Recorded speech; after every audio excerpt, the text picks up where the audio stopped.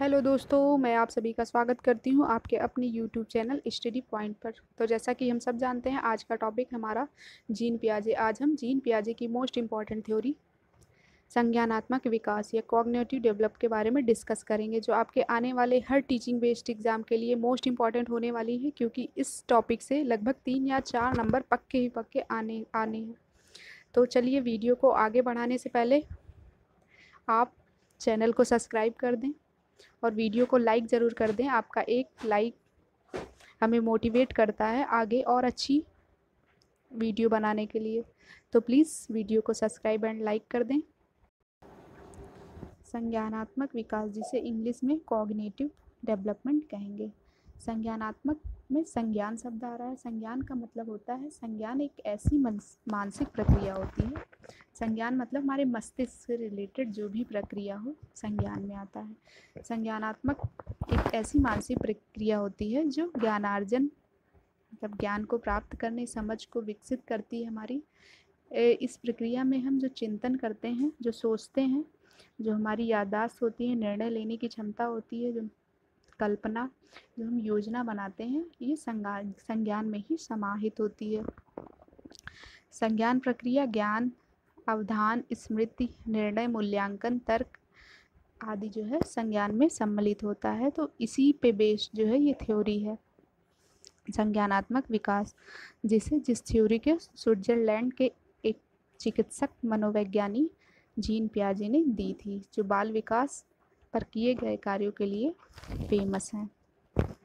तो इसे पढ़ने से पहले हम कुछ कीवर्ड के बारे में पढ़ेंगे जो बेस्ड हैं। अगर हम कीवर्ड नहीं जानेंगे तो हमें ये थ्योरी समझ नहीं आएगी, क्योंकि पूरी थ्योरी इसी कीवर्ड पे बेस है।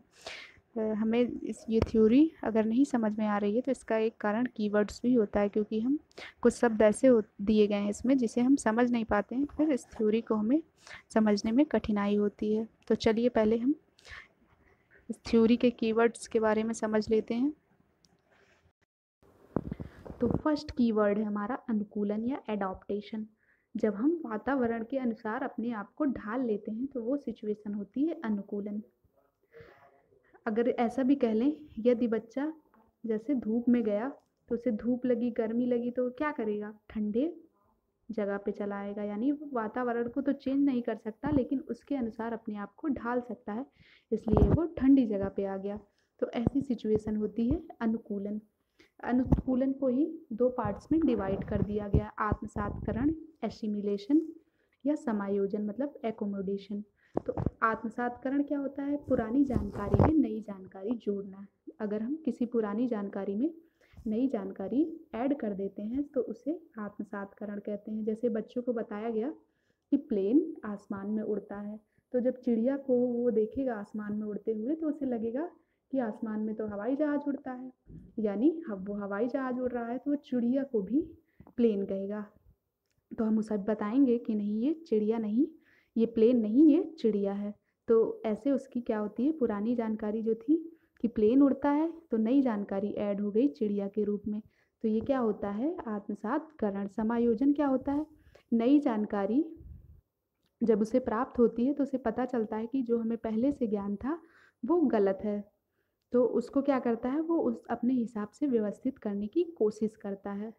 तो ऐसा भी कह लें, नई जानकारी के कारण पुरानी जानकारी गलत होने पर उसे फिर से व्यवस्थित करना। जैसे बच्चे को पुरानी जानकारी क्या हुई, उसकी वो उसे जानकारी थी कि एरोप्लेन हवा में उड़ता है, लेकिन फिर बताया गया कि वो चिड़िया है जो हवा में उड़ रही है।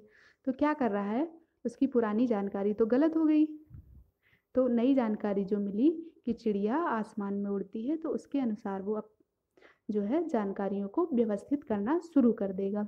जो सही जानकारी है, जो गलत जानकारी से मालूम थी, उसके अनुसार वो क्या करता है, सोचना शुरू कर देता है या उसमें तालमेल बैठाने लगता है। तो यही सिचुएशन होती है समायोजन की। अगला है हमारा स्कीमा। स्कीमा क्या होता है? ये जो है बहुत बार एग्जाम्स में पूछा गया है, तो आप लोग ध्यान रखेंगे। स्कीमा जो है, जो भी जानकारी हमारे माइंड में स्टोर होती है वो होती है स्कीमा। बच्चा जो भी जानकारी अपने दिमाग में रखता है वो होता है क्या? स्कीमा होता है हमारा। तो अगला कीवर्ड है हमारा अविलोमीयता या अपलटावीपन। ये क्या होता है हम जानते हैं। हम जानते हैं कि मूल बिंदु पर हम हमेशा वापस लौट सकते हैं। कोई भी मूल बिंदु है तो उस पे हम वापस लौटा जा सकता है, लेकिन बच्चा यह नहीं जानता है। जैसे हमने क्या किया, ये P बनाया, ठीक। ये हमारा मूल बिंदु क्या है, P है। फिर अगर इसको हम B में कन्वर्ट कर दें, ऐसे B बना दें और बच्चे से पूछे P कहाँ गया, तो वो उसे नहीं समझ में आएगा वो P कहाँ गया, क्योंकि वो मूल बिंदु पर वापस लौटना नहीं जानता है। लेकिन हमें तो पता है कि मूल बिंदु हमेशा रहता है। अगर हम इसे B के नीचे वाले गोले को इरेज कर दें तो फिर से हमें P मिल जाएगा, लेकिन बच्चे को ये ज्ञान नहीं होता है, वो वापस लौट नहीं पाता है मूल बिंदु पर। तो इसे ही बोलते हैं अविलोमीयता या अपलटावीपन। अगला देखते हैं, नेक्स्ट क्या है, जीववाद या एनिमिज्म क्या होता है। इसमें बच्चा आसपास की चीज़ों और खिलौनों को जीवित समझने का भ्रम रखता है। इसमें बच्चे को लगता है कि चीज़ें जो है सजीव हैं। जैसे वो ज़मीन पर गिर गया बच्चा और रोने लगता है, अगर हम फिर उसके पास ज़मीन पे जाके ज़मीन को मारने लगते हैं तो वो खुश हो जाता है, रोना बंद कर देता है। उसे लगता है कि हाँ, ज़मीन को मार पड़ी, उसने मुझे गिराया। तो उसे नहीं पता है कि ज़मीन क्या है, सजीव है या निर्जीव है, उसे कोई चोट नहीं लगी उसे। तो ये बच्चे को भ्रम रहता है कि उसका खिलौना या कोई भी चीज़ सजीव है, मतलब उसके अंदर जान है, उसे भ्रम रहता है। क्या करता है, जब ज़मीन को मारा जाता है तो बच्चा क्या होता है, खुश हो जाता है कि हाँ, उसे मारा गया, उसे भी चोट लगी, मुझे चोट लगी। तो ये होता है जीववाद। अगला बढ़ते हैं हम, प्रत्यावर्ती क्रिया क्या होती है। रिफ्लेक्स एक्शन, बच्चा जब किसी क्रिया को बार बार दोहराता है तो वो होती है प्रत्यावर्ती क्रिया। जब किसी क्रिया को बार बार दोहराया जाए तो वो प्रत्यावर्ती क्रिया होती है। जैसे बच्चे के आगे रख दिया जाए कोई बच्चा जो अंगूठा चूसता है वो भी प्रत्यावर्ती क्रिया के ही अंतर्गत आती है। जैसे बच्चे के सामने रख दिया जाए, कोई भी चीज़ रख दी जाए तो उसे बार बार उठा के मुंह में डालेगा। इसलिए नहीं डालेगा कि वो चीज़ उसे अच्छी लग रही है, बल्कि इसलिए वो डालेगा क्योंकि वो प्रत्यावर्ती मतलब उस क्रिया को, जो उसे क्रिया, जिस क्रिया की उसे जानकारी है, उस क्रिया को वो क्या करता है, बार बार दोहराने की उसमें आदत हो जाती है। इसीलिए वो अंगूठा या कोई खाने वाली चीज़ को उसका पेट भर जाए तब भी बार बार वो मुंह में डालता रहता है। अगला है हमारा, संक्रिया क्या होती है। किसी चीज़ के बिगड़ जाने पर उसे पुनः जब उसी स्थिति में लाने की कोशिश की जाती है तो वह संक्रिया होती है। जैसे बच्चा पहले क्या करता है, खिलौना तोड़ देता है, फिर क्या करता है, उसे जोड़ने की कोशिश करने लगता है। तो ये क्रिया क्या होती है, ये संक्रिया है, या ऑपरेशन कह लें हम, ये क्रिया संक्रिया होती है। अगले वर्ड पे चलते हैं,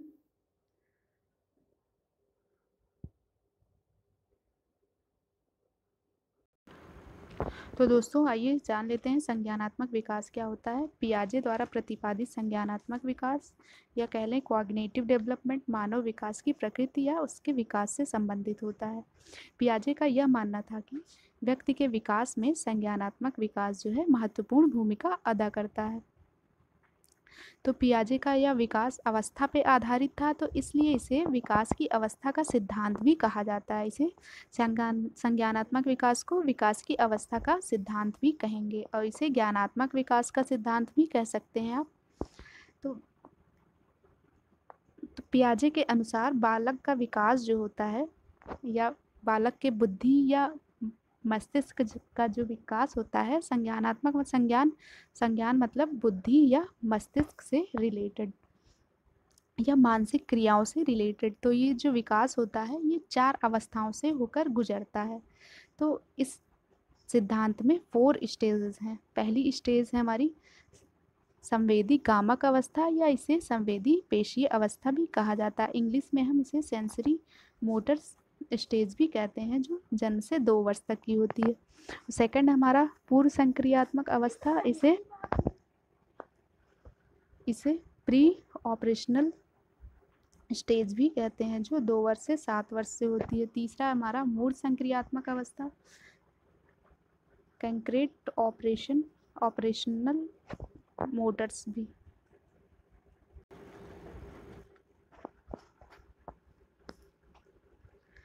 संज्ञानात्मक विकास की 4 अवस्थाएं हैं। पहली संवेदी कामक अवस्था या संवेदी प्रेरक अवस्था, इसे सेंसरी मोटर्स भी कहते हैं।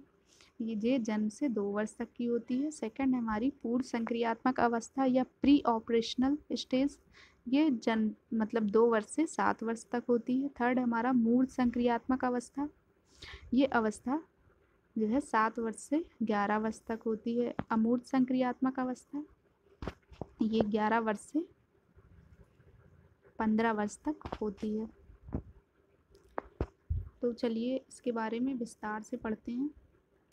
संवेदी कामक अवस्था, सेंसरी मोटर ऑर्गन, सेंसरी मतलब हमारे जो सेंस ऑर्गन है उससे ये,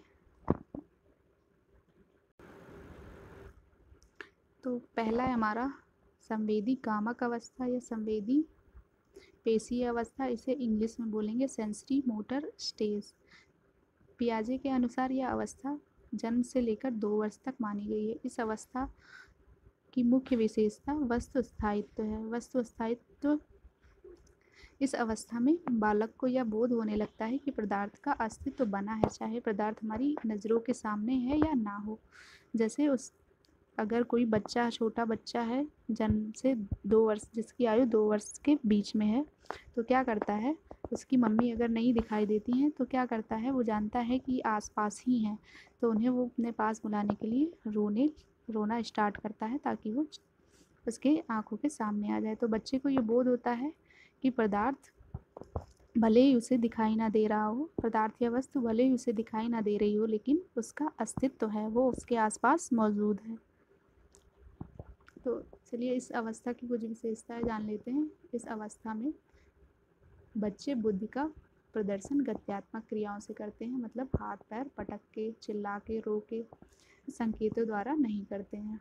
इस अवस्था के अंत में कुछ संकेतात्मक भाषा योग्यताएं विकसित होती हैं, मतलब 2 वर्ष जब पूर्ण होने वाला होता है तो कुछ भाषात्मक जो है, संकेतात्मक भाषाएं जो है इसमें विकसित होने लगती है। इस अवस्था में बालक अपनी इंद्रियों को प्राथमिक अनुभव प्राप्त करता है। इंद्रियों से मतलब जो हमारी ज्ञान इंद्रियां हैं, आँख कान नाक, उससे यह महसूस करता है, फिर जानकारी को प्राप्त करता है।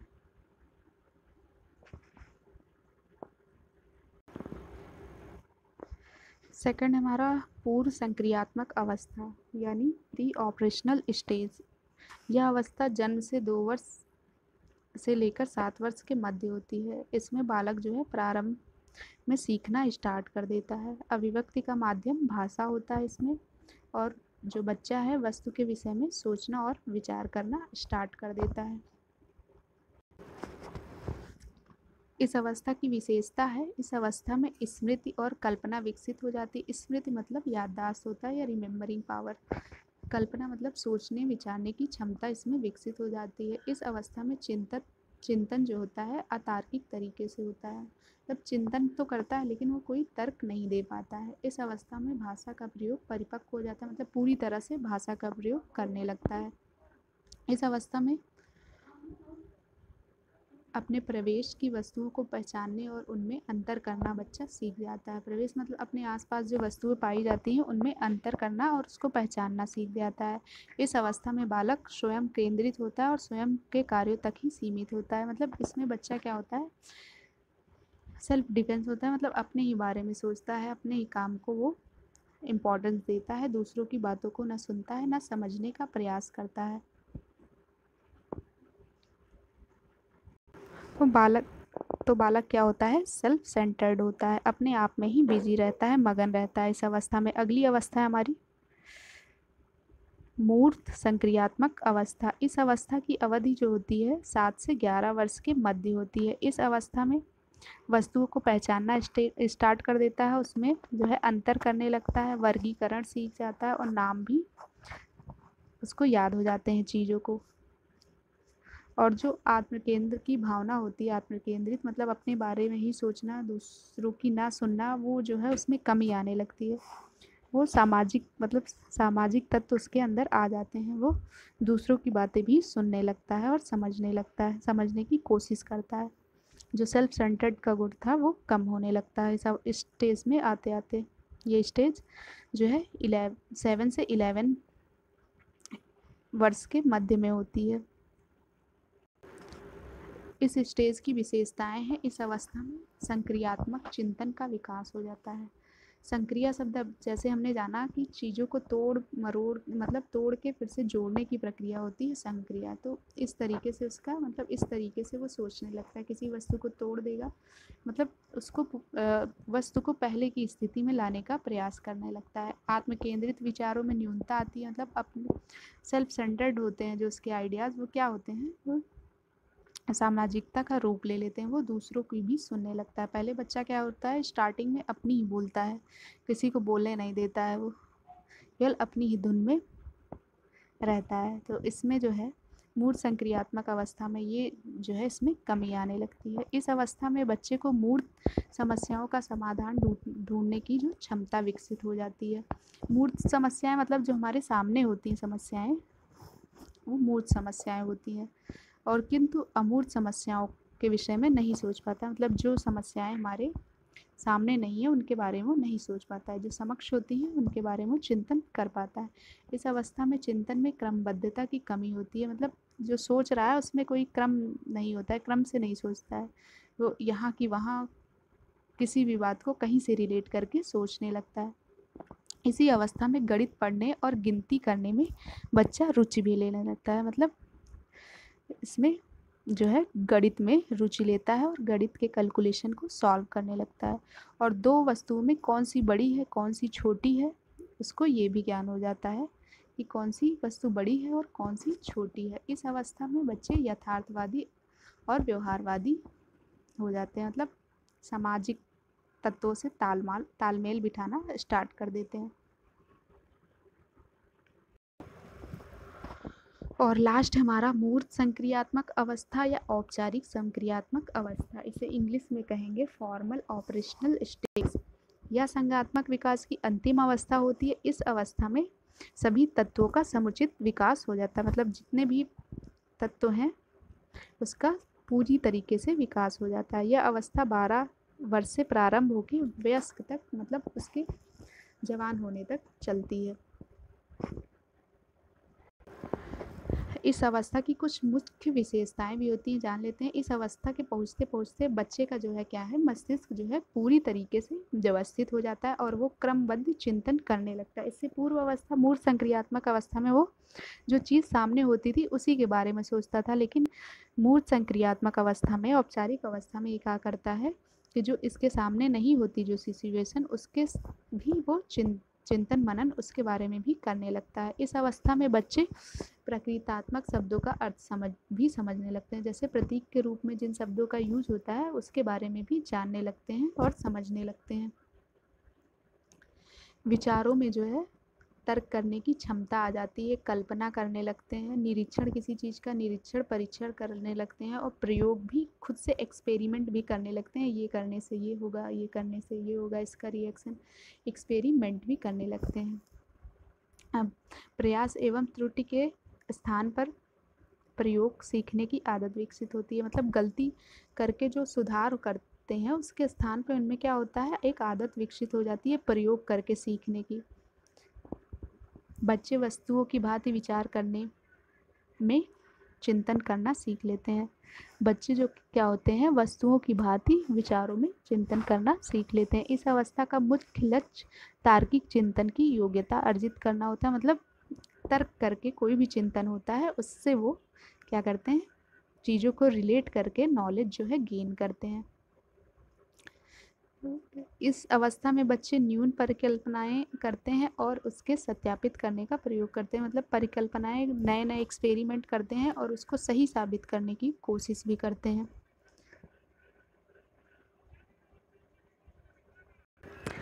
तो ये थी अंतिम अवस्था। तो अभी हमने डिटेल में पढ़ा संज्ञानात्मक विकास के बारे में। उम्मीद करती हूँ कि आप सभी को समझ में आया होगा, और अगर अच्छा लगा हो हमारा प्रयास तो वीडियो को लाइक और एक सब्सक्राइब करके हमें मोटिवेट ज़रूर करें। Thanks for watching me.